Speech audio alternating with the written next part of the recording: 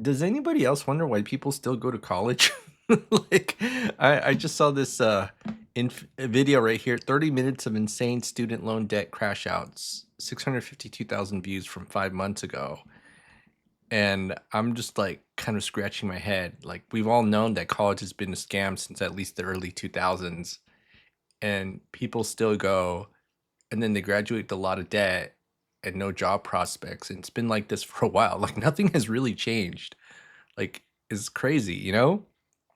And so this is what I probably would tell somebody I really cared about if they were thinking about going to college. I say, no, man, like if you're gonna go, first of all, go to community and then get your four-year degree as soon as possible and try to find a job, right?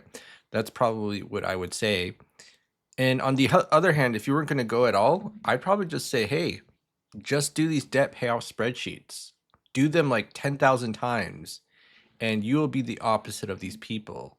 Like these people are a window to your future of making stupid decisions and not caring, which is what the entire society is like, you know? But let's go ahead and practice paying off debt. That's what we're gonna do today.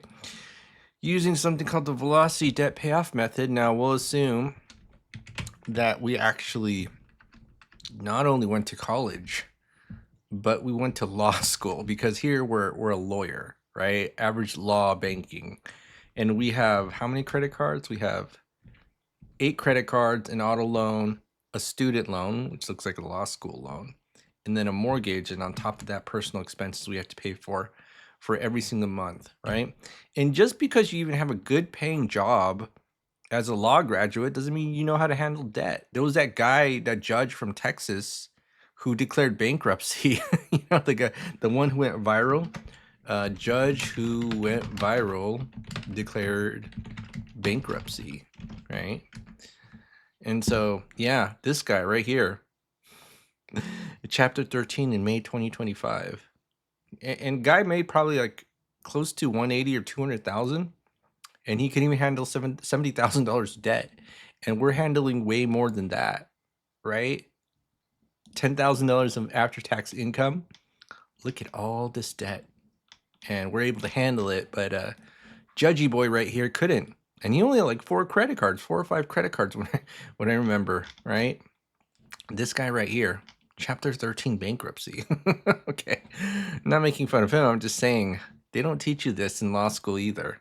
So you could have a sweet job as a judge, still struggle with debt, even if you don't have that much. It's only 70K of credit card debt.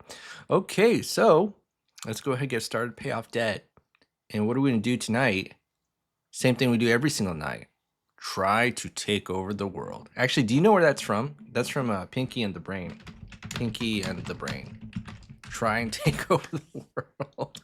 I always kind of joke that the whole point of me doing the debt payoff spreadsheets is so that I can eventually convince my audience that it's a good idea to pay a 0% loan with a 15% line of credit. And if I can get you to believe foolish things like that, then I can recruit you into my cult.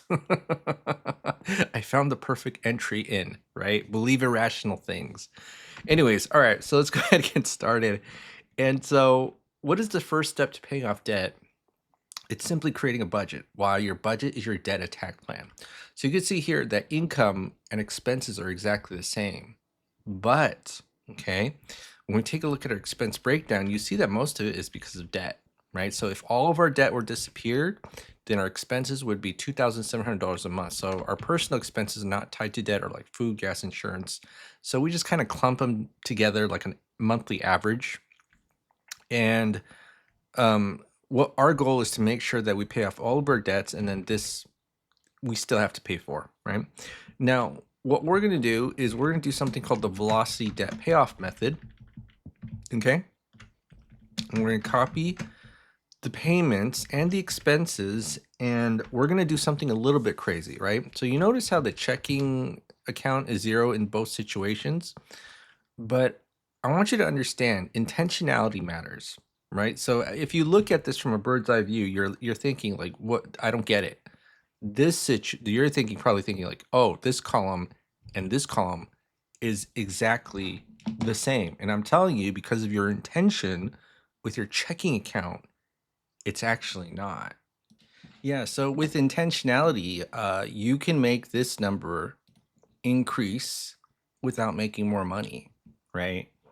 And every time I show this to people, they get so surprised and blown away. And I've done this a million times, so I really don't care. But here's the thing, right?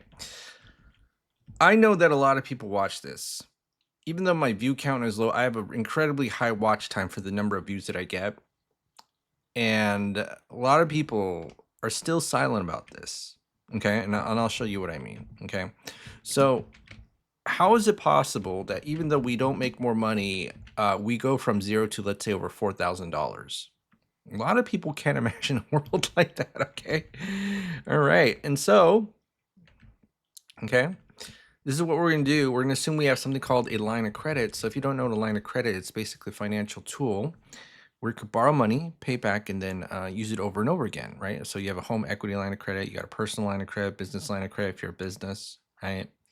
Um, and what you're going to do is use that as your quote main operating account.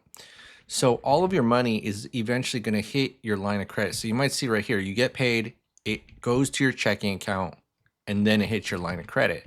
And then when you need to pay expenses, right, you take it from the line of credit, hits your checking account, and then you can pay for your expenses from your checking account.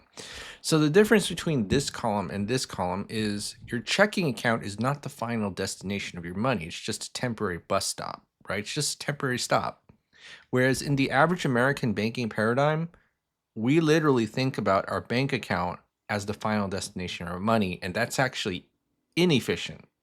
Because if we're saving, let's say, 0.1% in the interest rate of our savings account, and the bank is charging us like 7 to 15 to 18, right? Like you'll see like there's kind of an arbitrage play that they have of how they make money, right?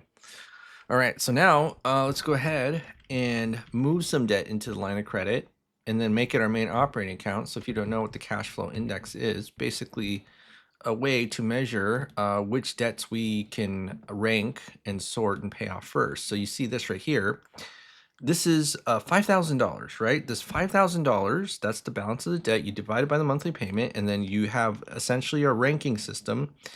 And the lower the payment, especially below 50, that's the one you want to pay off first. Okay. So why do we want to pay off the low ones first? Because with the low ones, we get a lot of bang for our buck in terms of cash flow, and the high ones we don't. So why do we pay the mortgage off last? Well, I literally have to give somebody $330,000 for this itty bitty $1,500 of cash flow. Why would I do that first when I can just pay these two credit cards off, which is $65,000 for more cash flow than the mortgage, right? So it's about bang for your buck. It's about ratios. Okay. So that's what we're going to do today. And then what we're going to do is move it into the line of credit.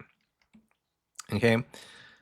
We're going to move it into the line of credit. And then, so what we're going to do, and let's just take these low balance debts. Okay. And I'm going to go ahead and sum it up. And so that's 137 grand in debts that we move into the line of credit. And listen, just by doing a simple debt transfer, guess what happened here? We literally went from $0 to over 4,000 without making more money. You see that? Because how do we know that the income is the same? Because I literally did not change the income. I literally did not change the income. So again, now the left side, it's very clear that the left side and the right side are not the same. So even though these are zeros in the checking and savings, the difference between the left zero and the right zero is that the right zero, we're being intentional about not saving money. We're being very intentional about it, right? And then we're using our line of credit as our main operating account. So what are we going to do? We're going to put our entire paycheck into that line of credit, take our expenses out, and rinse and repeat over and over again, right? So take, if the minimum payment's like, let's say $1,000, think about it. Let's say you have $10,000 of income, you can definitely make that $1,000 payment. And usually the minimum payment is usually the interest. So I'm going to go ahead and do this. I'm going to take the previous month's balance plus the previous month's interest minus the cash flow. So it says 4450.84. And so what you do is we're putting the paycheck in, taking the expenses out. Now remember, we have to take the average daily balance, multiply it by the interest rate, and then divide by 12. Okay. And then we're going to copy and paste. And then we see that in month 35, okay, month 35, all of our debt is paid off. Okay. So month 35, and then this is what we're going to do. Okay. So what we're going to do is put 35 months, 137K. All right. So simple. Ancient Chinese secret. You know, I actually didn't know that Ancient Chinese secret was from, I think, a water softener commercial, or it's like something about hard water treatment. Actually, let me take a look, because now I'm curious now. Ancient Chinese secret. It was like a commercial from the sound. Calgon. I don't know what Calgon is. Ancient Chinese secret, huh? Yeah, it's water softeners help detergents get laundry up to 30% cleaner even in the hardest water. Do you know where I first heard the term ancient Chinese secret? It's when I was a kid and I was playing this game called Shadow Warrior, which was like, no, hold on. I'm talking about the 90s one, not the 90s Shadow Warrior. Yeah, this game is so politically incorrect these days. Like, oh, split a personality, and then like you split these monsters. It's I played the modern one. The modern one's not funny. It takes itself a little bit too seriously. I played that a while ago, but this 97 game, oh man, like it couldn't get made today because everybody's a little bit too hypersensitive. Anyways, why was I saying that? I don't know. Something about ancient Chinese secret. Okay, so now what we're going to do here is we paid off all of our credit card debts. And so what we have here is 3 more loans, right? So we have an auto loan, student loan, and a mortgage.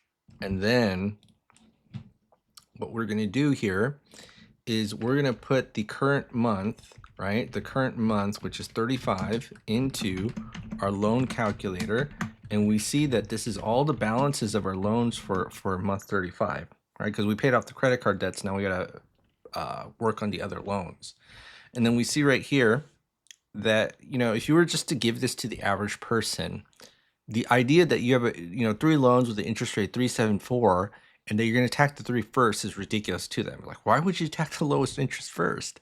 Because we pay little amount for $400 of cash flow, right? At this moment, we only have $10,000 left in the loan. Let's get that $400 of cash flow rather than dealing with 93 grand and $1,300 or $1,400 of cash flow. Okay. Like, we can easily get rid of this and then we'll attack the 7 after. So think a little bit holistically, right? Don't think about each individual loan, right? And we did kind of pay some interest. Look at this, all this interest paid. But let's just get rid of this, get this back, and then apply it to this debt, right? So, but yeah, look at that. We're suckers for paying this debt. Okay, so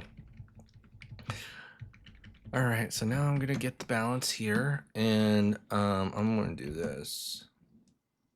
So it's gonna be 9,000. Actually, no, we're gonna do this. We're gonna move this into the line of credit, and it's gonna be right here. Control V, and I'm gonna add this here. So plus 9568.69. Okay, and then you see it gets paid off in 2 months. But we got to add our cash flow of $400, and then so that was 4,846. Okay, and I'm just going to do this right here, and I'm going to do this. All right, so value only. So now it's 4846.15. And then you see that it only made a $1 difference in the interest. I think it was $31 before. Yeah, 31.89. Yeah, not really that big of a difference, but you know what? Every penny kind of counts, but not really.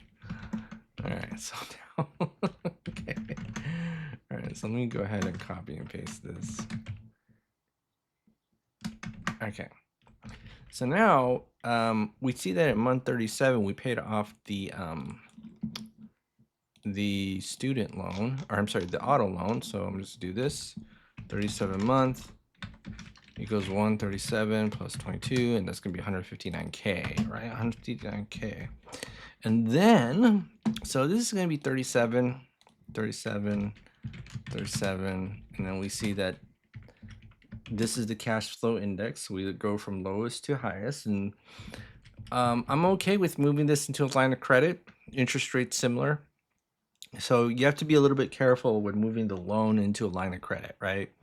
Anytime you have a very long term and a very low interest rate, that's something you don't want to move the entirety of the loan into a line of credit. Got to be careful, right? Because I'm going to tell you that this is the only way you can screw up this debt payoff thing with the whole line of credit is moving a 30-year mortgage into a line of credit. And I see people promote this on the internet all the time, but I don't know why, right? It's not like, hey, all loans bad and lines of credit good. It's you're using lines of credit as a way to help you pay off your debt, right? So, all right, this is gonna be 0 student loan. But I hear that a lot on the internet. A lot loans always bad, lines of credit good, and I would say no. In fact, to be honest, the interest rate doesn't really matter to me as much as the purchase price of anything, right? And that's kind of like the secret of being a real estate investor is that you have to purchase the property at the lowest possible rate or lowest possible purchase price, because that's how you immediately gain equity, and that's how you make money in real estate. Like, equity is totally overrated. I mean, it's underrated. Cash flow is totally overrated, but cash flow, you need it if you don't have enough money to survive, right? And so it's kind of a catch-22.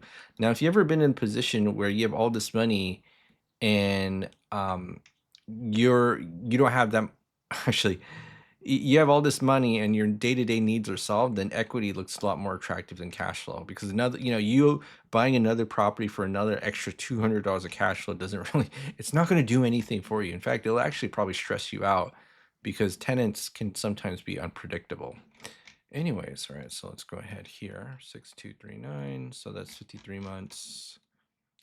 53 months, and then be 159 plus 120. Whoopsie.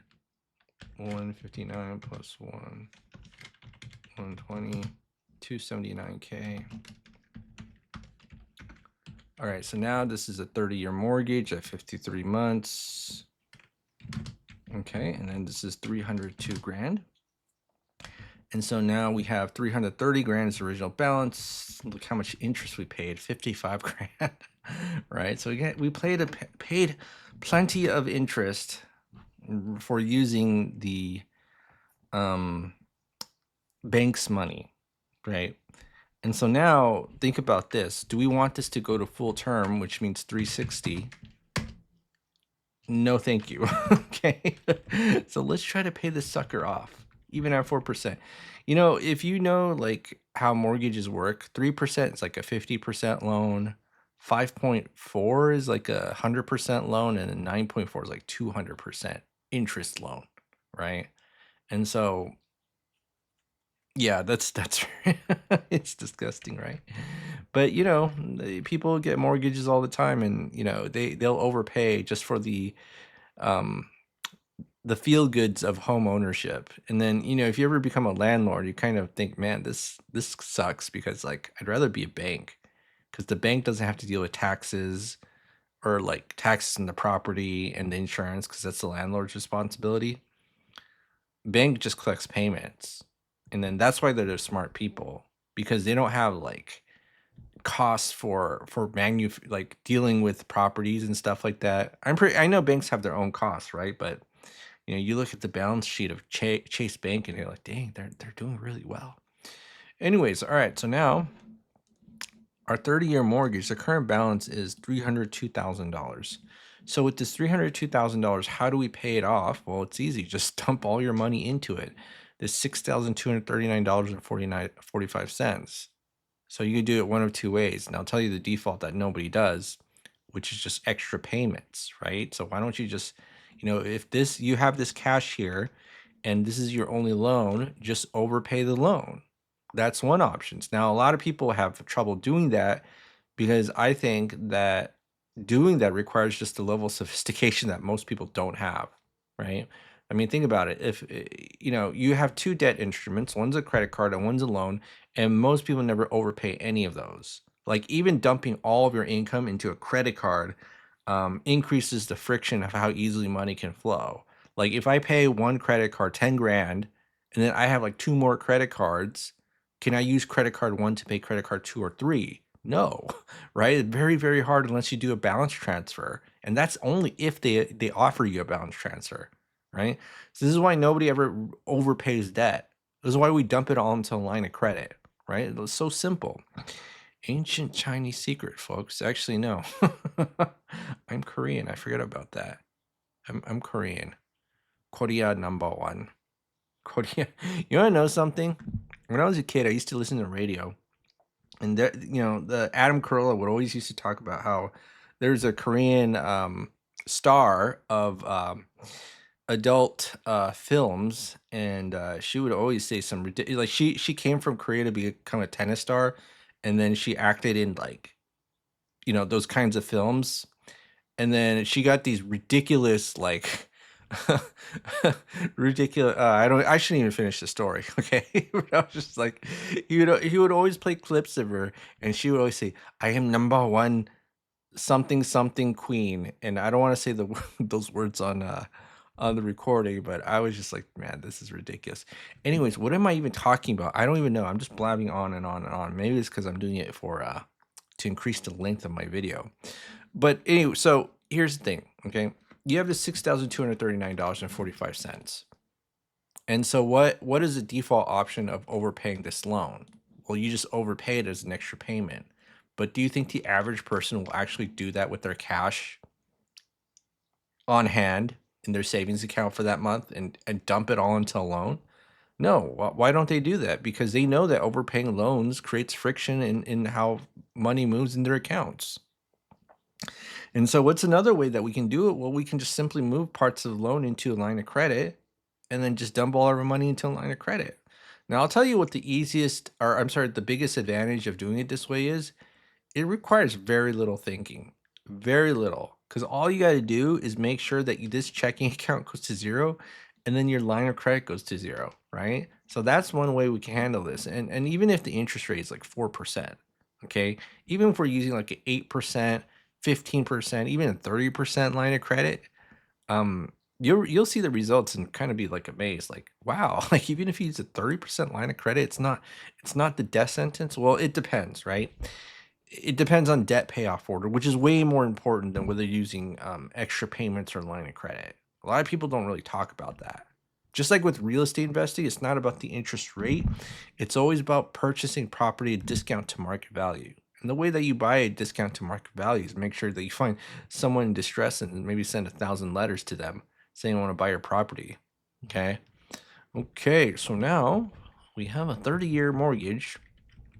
And so let me just kind of show you this of what happens when you use a 8% line of credit to pay off that 30-year mortgage. In fact, what does this mean? Sweep amount 11,000, which just means that we're moving $11,000 of the balance into a line of credit, and then we're just paying it off over and over again, right? That's essentially what that means. So let me just kind of go here, and I just do this. Wait, no, not this one. My bad. I just do this, and I just do plus 11000, right? And then you see that, wow, it got paid off pretty quick. Did it get paid off in 1 month? That's pretty mind-blowing. Yeah, it did. Okay. Plus 11000. Okay. And then you see that it takes 2 months to pay it off, right? And then so you see how quickly that 11,000 gets paid off, even though we haven't increased our cash flow, because up to that point, we've gotten rid of every single other debt. And so it's relatively easy to get rid of principal, right? And then for using that line of credit, this is how much it costs per month on, right? So it's just it's like I mean, if you really think about it, it's like kind of like the cost of using a premium Amex, right? Like $300 a month or something like that. Okay. So let me just kind of show you here what the payoff would be. 3.5 years, 3.5 years and 23 grand. Okay. So yeah, 3.5 years. And I just casually say that nowadays where it's like, oh yeah, you just pay off a mortgage in 3.5 years. Boring. All right, 270 plus 3.53 plus 3.5. Oopsie. 53 divided by 12. 7.92 years, and we're debt free. Alrighty then. Okay. Yeah, that's it for today, folks. It's Greenland Mentorship, and you've discovered my ancient Chinese secret. Actually, no, you didn't. This is supposedly from Australia. Okay. All right. Well, have a great day, and then I'll see you all in the next video. Okay. Have a good one.